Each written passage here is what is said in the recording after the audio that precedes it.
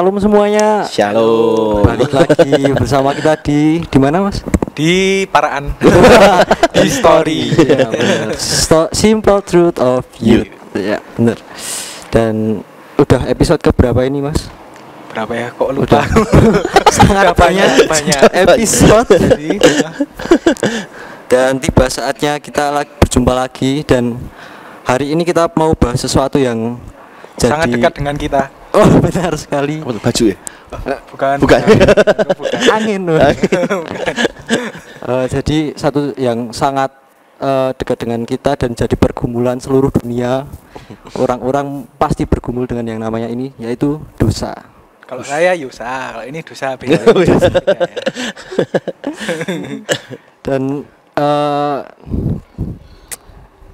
Dan nggak mudah ya kalau jujur aja berkumpul di area sini pun. Dan saya saya apa aku ya? Saya gue. Aku juga ini sih banyak banget bergumul dan emang itu hal yang jadi pertanyaan dan pergumulan buat aku karena dosa itu jadi penghalang hubungan kita sama Tuhan. Kayaknya setiap manusia pasti pernah yang namanya bergumul dengan dosa, karena termasuk juga pendeta juga bisa. Dan kadang ada juga suatu keadaan di mana kita itu sudah terbiasa ngelakuin dosa itu, sehingga kita lupa kalau itu adalah dosa sebenarnya. Udah jadi apa biasa kok gitu. Tapi kadang pun kita tahu dan masih mau nyembunyi. Iya benar. Pernah ngalami Sam? Wah, aku pernah. Pasti kita semua pernah, termasuk juga mungkin Kobram pernah ya aku? Oh pasti ngalami juga. Namanya pergumulan itu pasti ngalami. Mungkin gini lah teman-teman, salah satu yang harus bedain buat saya sih ada dua. Iya. Namanya jatuh dalam dosa dan hidup dalam dosa. Oh. Nah, yang jadi masalah kalau kita sudah nanti ini hidup dalam dosa ya. Kalau jatuh sih, kalau teman-teman lihat anak kecil ya, mereka tuh nggak hidup dalam jatuhnya mereka kan. Mereka jatuh bagi belajar jalan, bangkit lagi gitu kan. Tapi yang jadi masalah ada banyak orang yang hidup dalam dosa. Kalau sudah jatuh nggak bangkit-bangkit gitu terus. Nah, itu yang jadi masalah. Nah, bukan berarti saya di sini ngomong melegalkan namanya kejatuhan ya.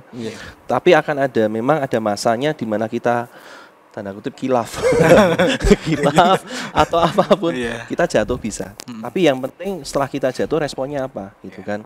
Nah, tapi bukan berarti kalau itu saya jatuh nggak apa-apa ya. Kalau jatuh berulang-ulang itu namanya hidup dalam dosa. Nah, gini. Kalau kita jatuh dalam dosa, kita sedang belajar sih, oh ya aku tuh manusia lemah. Aku tuh bisa jatuh dalam dosa, aku tuh butuh Tuhan. Makanya tuh kadang kala tanda kutip ya, Tuhan biarkan kejatuhan tuh datang.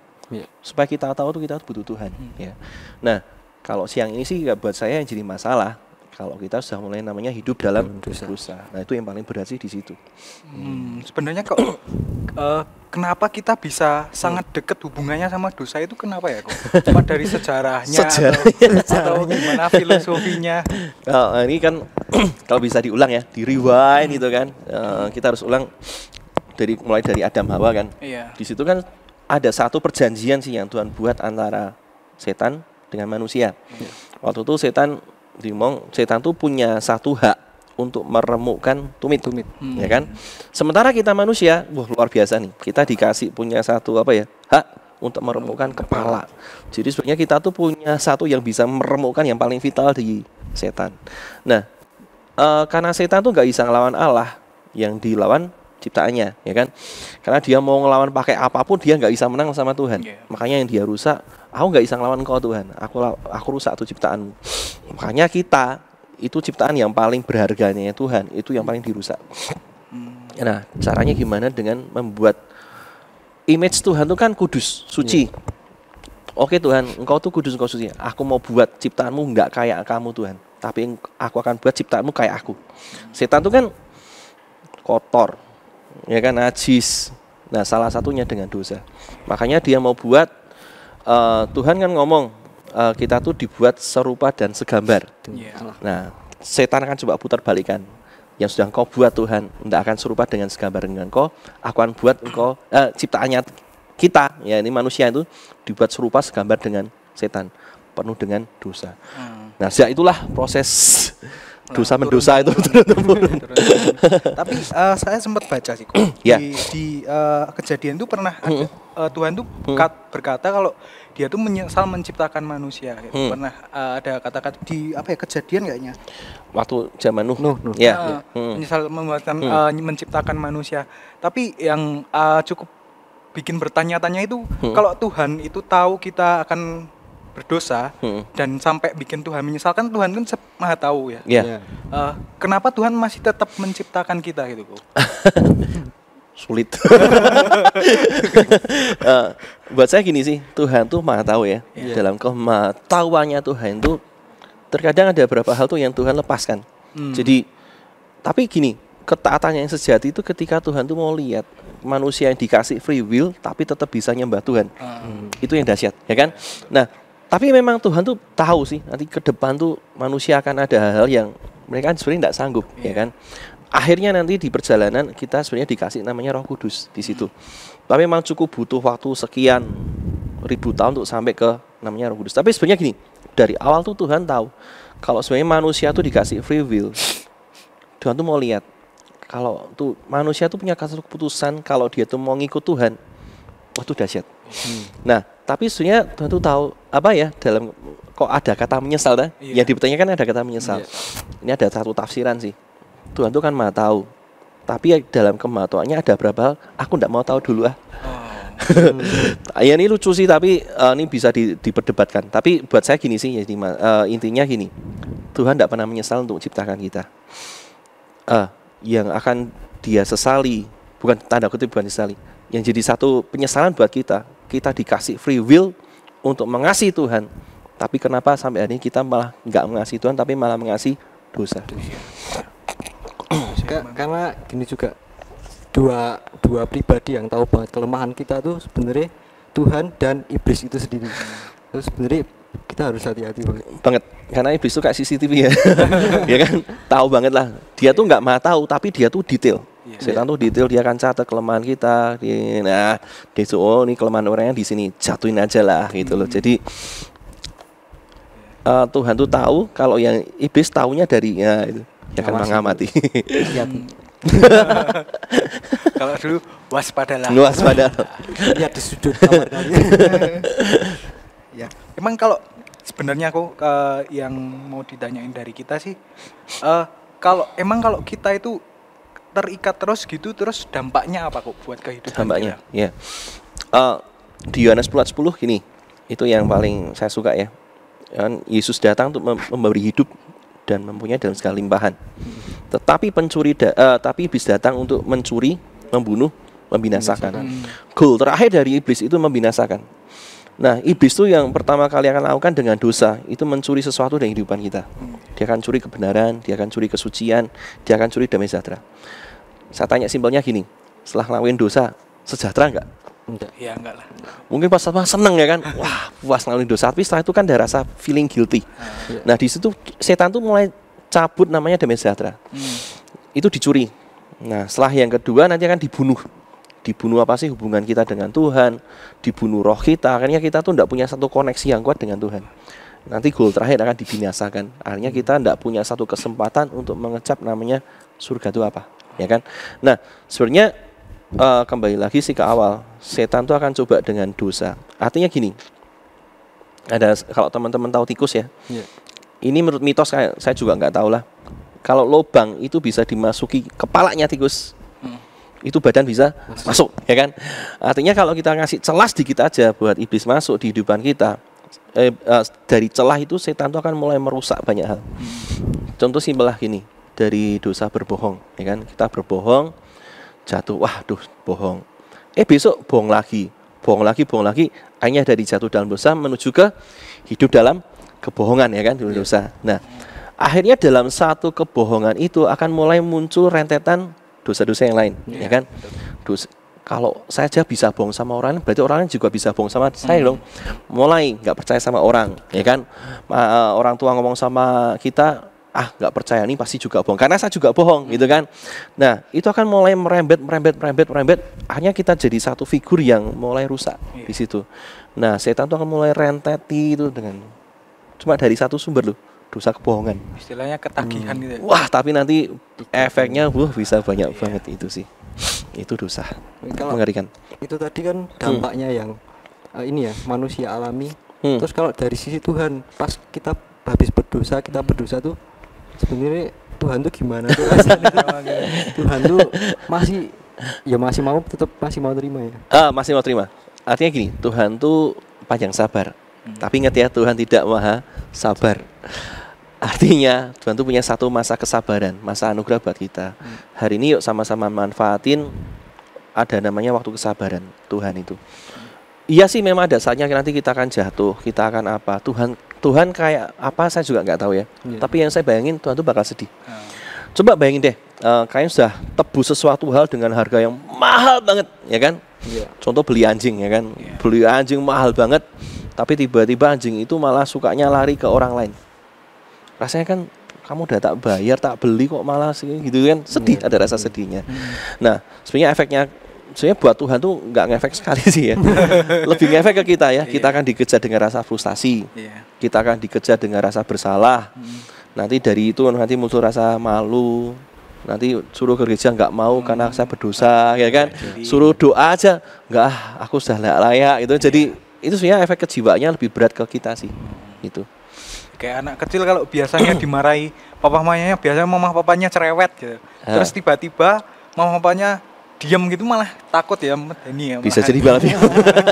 Jadi kita harus ya, kalau Tuhan istilahnya apa ya, kayak nampar kita dengan suatu hal, jangan terus putus asa gitu, tapi kita harus berubah.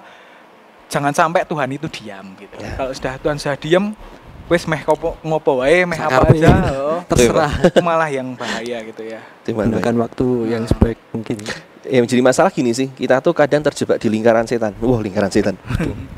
Aku pengen berubah, ya kan? Di tengah perjalanan gagal. Kita merasa aku kok gini ya, frustasi, ya kan? Hanya menyesal, hanya menyerah. Setelah menyerah, ada kata-kata motivasi. Ayo berubah, gitu kan? Gagal lagi, muter lagi dan kenapa sih? Karena nanti mungkin ada pertanyaan itu ya. Kita tuh kadang-kala pengen lepas dari dosa, tapi ujung-ujungnya malah ngelakuin dosa itu lagi. Pernah nggak seperti itu ya? Sering. Nah, itu sebenarnya juga yang Paulus alamin sih. Paulus pernah ngomong sih, aku tuh pengen melakukan satu yang baik, tapi malah jadinya yang jahat yang kulakuin. Jadi ada satu itulah ngerinya dosa ya. Kita tuh dibuat kayak nggak kemana-mana, cuma di satu lingkaran, kayaknya bergerak sih, cuma nggak kemana-mana. Itu dosa. Ada sih kok satu dosa ini yang mungkin umumnya ya yang cowok kan. Sering banget ini. Mungkin hampir semuanya 99,9% pernah jatuh dalam dosa ini, yaitu pornografi kok. Sebenarnya hukum apa yang kita langgar kalau kita melakukan pornografi gitu sih kok? Kalau dari Alkitab atau ya. Soalnya gini, kita tuh kan sangka aja ini blablan ya ngomongnya ya. Kita kan misalnya ya, ini mau juga pas cowok semua, kita lihat satu gambar yang nggak baik, yang nggak senonoh gitu kan. Sebenarnya kita tuh cari satu kepuasan kan di situ. Kita cari satu kepuasan dan kita bikin itu jadi kepuasan kita. Nah, yang jadi salah gini sih. Kadang-kadang kita tuh tempatkan itu di atas begini. Yang bisa menjadikan kita puas itu bukan gambar. Harusnya yang menjadi sumber kepuasan kita tuh Tuhan. Nah, kita coba gantikan Tuhan dengan itu. Sebenarnya di dosa ini itu masuk dosa jangan berzina sebenarnya ya. Itu paling gampang lah. Itu hukum ke-7. Tapi sebenarnya di balik itu kita tuh sedang mencoba menggantikan Tuhan dengan ini namanya perzinahan. Jadi kita tuh sebenarnya di pornografi itu rada berat sih sebenarnya. Efeknya kenanya banyak. Karena kita gini, ini sebelah ya, onani. Ketika sudah masuk ke masturbasi, onani, itu orang kadang tidak bisa lepas-lepas. Banyak orang berpikir ketika nanti saya sudah menikah, saya sudah bisa lepas. Kenyataannya enggak. Itu sudah membuktikan itu. Artinya itu sudah mulai terikat. Bahkan ada orang nggak bisa tidur kalau nggak onani. Ada orang nggak bisa 1 hari tanpa onani. Dan buat saya, mungkin kalian berpikir salahnya di apa sih? Keterikatannya itu loh. kenapa sih aku nggak bisa 1 hari tanpa baca Alkitab? Beda kan? Beda, ya. Aku nggak bisa 1 hari tanpa menyembah Tuhan. Kita gantikan satu sumber kepuasan kita dengan satu yang lain. Dan sebenarnya itu kekejian sih, karena kita sedang melakukan satu penyembahan berhala. Nah, berhalanya kita apa sih? Itu sih pornografi. Dan kalau sudah biasa onani atau masturbasi, nanti pikiran langsung gampang sedikit-sedikit langsung gini aku. Wes pokoknya naik level mesti. Gitu. Nah, makanya teman-teman di sini kalau jangan sampai terlalu larut kalau jatuh dalam suatu dosa, sebagai contoh ya tadi pornografi, jangan sampai itu kita terus wes ningkat lagi, nanti semakin parah dan menghancurkan kita sendiri. Benar gitu. banget. Sebenarnya nggak cuma di ini ya, di pornografi. Banyak. Ini cuma semuanya. kasus yang paling sering ya. Dan pasti Yang cowok. Tapi kalau yang cewek ya aku kurang tahu ya. Mungkin kalau yang cewek apa ya? Kalau yang keterikatan di masturbasi pun cewek ada, ya kan? Cuma memang enggak menurut survei ya, hanya sekian puluh persen, 30 atau sampai 50% yang wanita yang pernah melakukan masturbasi. Tapi kalau cowok bener itu di atas 90%. Itu bener. Ya mungkin di area cewek beda lagi ya. Kayak gosip atau mungkin sebenarnya gini, mereka kadang ini aku yang mulut, terus perasaan. Kadang mereka juga nempatin perasaan di atas kebenaran. Itu juga salah gitu kan. Kadang kalau sudah bete berlarut-larut, itu dosa loh. Itu juga ketergantungan, keterikatan. Itu seperti itu. Ya itu udah.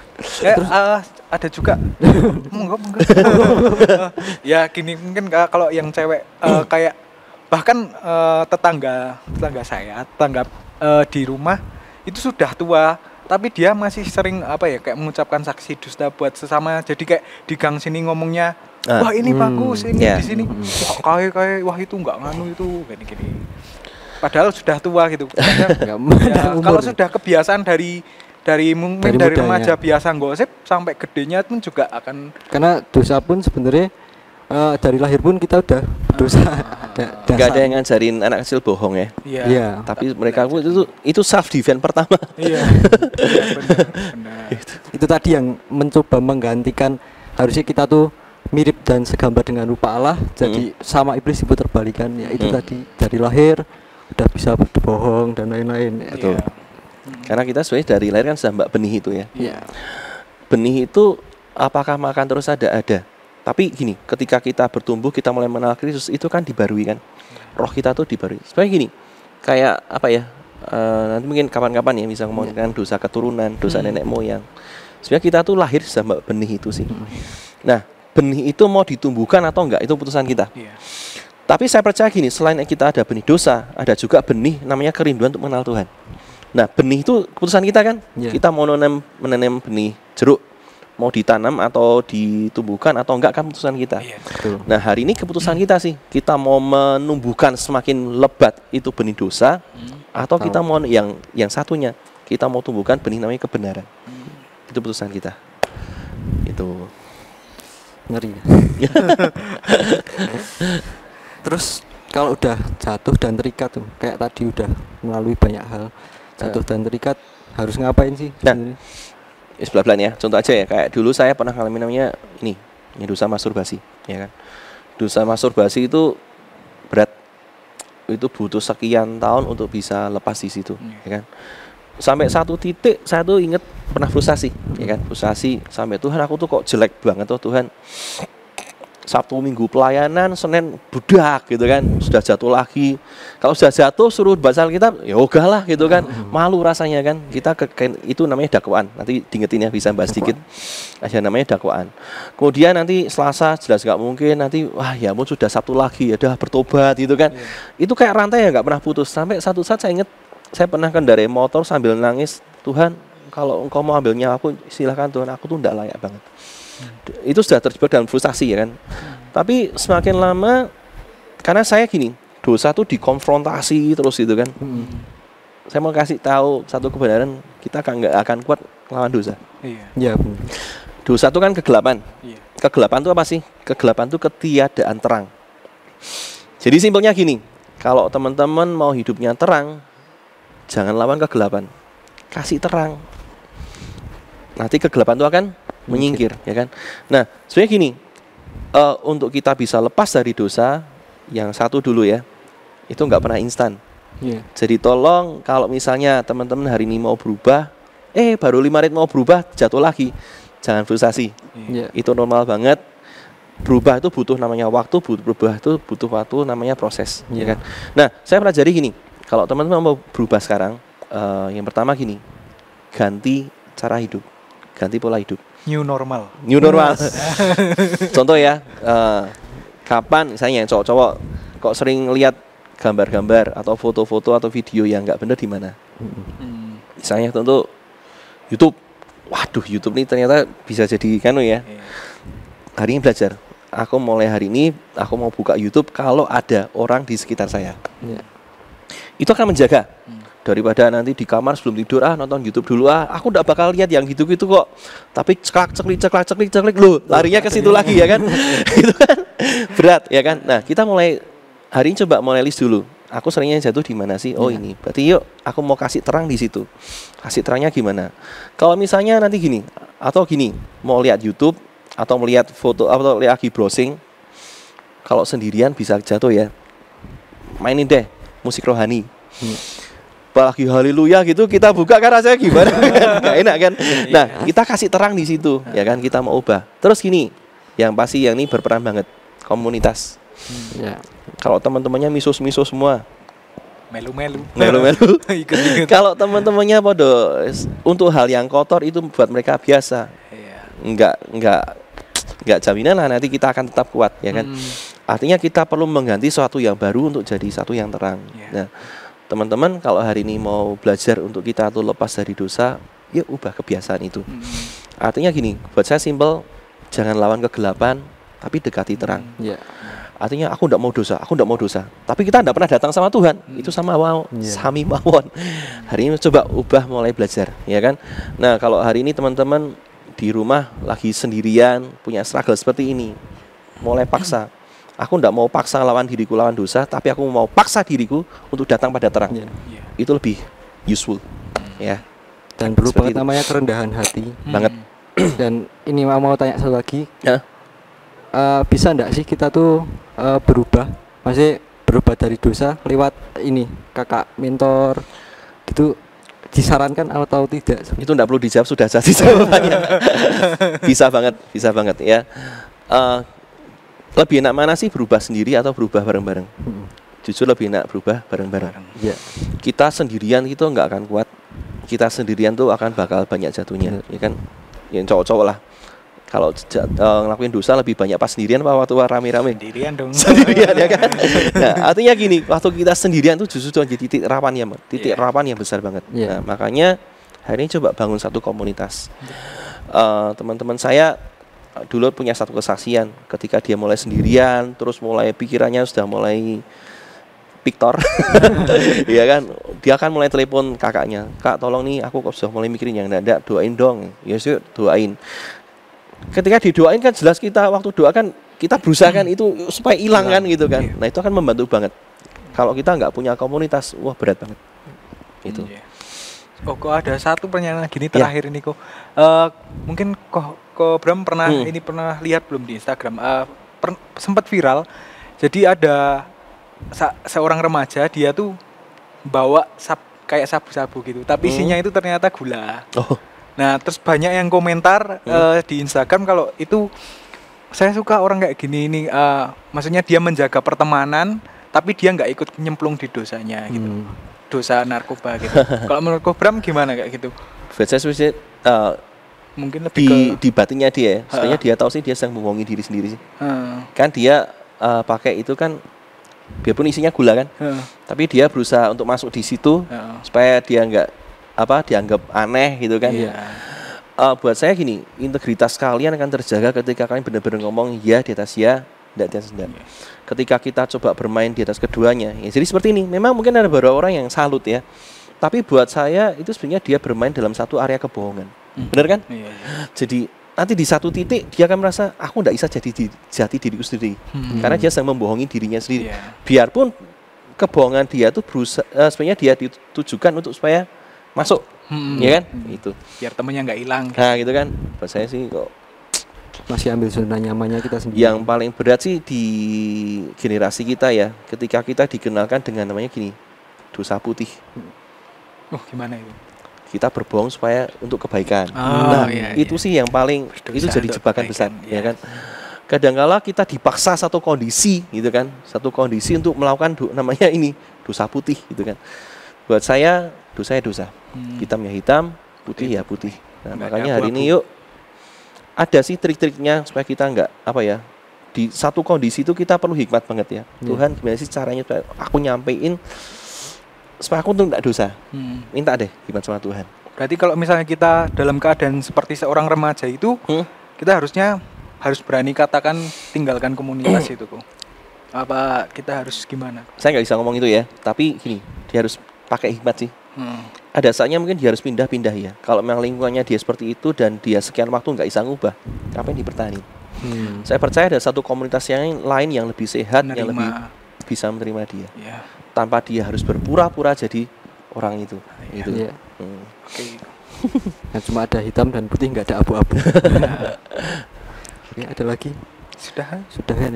Mungkin aku closing ya. Oke. Closing buat saya sih gini. Jangan pernah anggap dosa itu sebagai satu kelemahan. Karena kalau kita melihat dosa sebagai satu kelemahan itu minta dimengerti. Aku punya kelemahan nih di mataku, aku sering jatuh dalam dosa pornografi. Tolong ya ngertiin aku ya. Gitu. Nah, dosa itu enggak butuh dimengerti. Dosa itu butuh ditengking. Dosa itu butuh dijauhi. Nah, hari ini buat saya dosa adalah dosa bukan kelemahan. Jadi kalau hari ini yuk lakukan dosa tuh seperti kita tuh rumah kita kemasukan ular. Kita kan, wah kamu kok bisa masuk sini ya, sini kan kucing. Kalau rumah kita kemasukan ular, saya percaya kita akan benar-benar ambil satu tindakan tegas. Ya pukul gitu kan. Kita nggak akan izinkan satu yang buruk itu masuk dalam kehidupan kita. Kalau kita sudah mulai wah ini sayang nih, kasihan, kita akan mulai izinkan dia masuk. Nah, hari ini yuk kita melakukan dosa sebagai dosa. Dosa itu bukan dari Tuhan, dosa itu dari setan. Kita diciptakan serupa dengan gambar Allah. Kita bisa hidup kudus, bisa hidup suci. Bisa enggak? Bisa. Dengan pertolongan Tuhan kita bisa. Amin. Ya. Kalau dengan pertolongan kita nggak akan bisa. Itu aja deh. Ya. Ada tambahan lagi mungkin? Sudah cukup. Teman-teman ada yang mau tambahi? Mungkin bisa komentar. Komentar ya. Oke, kalau boleh nambahi dikit. So kalian jangan berjuang sendirian. Andelin Roh Kudus yang Tuhan taruh dalam hidup kita semua. Karena kita punya kuasa itu buat kita menang. Yuk, jadi yang mau berubah, ayo berubah. Jangan tunda-tunda lagi. Kalau bukan sekarang, kapan lagi? Bersama Tuhan kita menang. Haleluya. Nomor 2. Malah kampanye. Oke, sekian mungkin ya dari kita. Semoga apa yang kita obrolkan ini memberkati kalian semua. Amin. Dan bisa jadi jawaban. Terlebih kalian bisa jadi jawaban buat generasi kalian juga. Amin. Terima kasih Kobram, terima kasih Mas Yusa. Terima kasih semuanya. God bless. Bye.